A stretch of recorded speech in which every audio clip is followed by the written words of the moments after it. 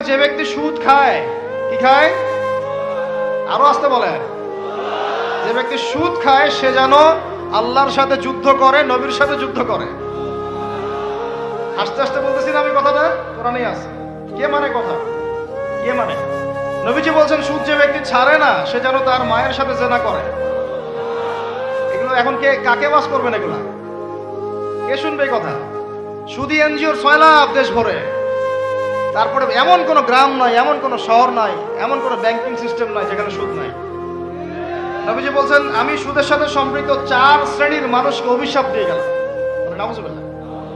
আমাকে বুঝান তো, নবীর অভিশাপ নিয়ে কেউ জান্নাতে যাবে? হ্যাঁ, নবী কাউকে সাল্লাল্লাহু আলাইহি ওয়াসাল্লাম যদি কাউকে অভিশাপ দেন ও জান্নাতে যেতে পারবে? এত সহজ। নবীজি বলছেন যে সুদ খায় আমি তাকে অভিশাপ দিলাম, যে সুদ দেয় আমি তাকে অভিশাপ দিচ্ছি। যে সুদ খায়ও না দেয়ও না কিন্তু সাক্ষী থাকে, কি থাকে, আমি তাকে অভিশাপ দিচ্ছি। আর যে ব্যক্তি সাক্ষীও থাকে না কিন্তু লিখে রাখে আমি তাকেও। বলেন তো এর মধ্যে পড়লো কিনা?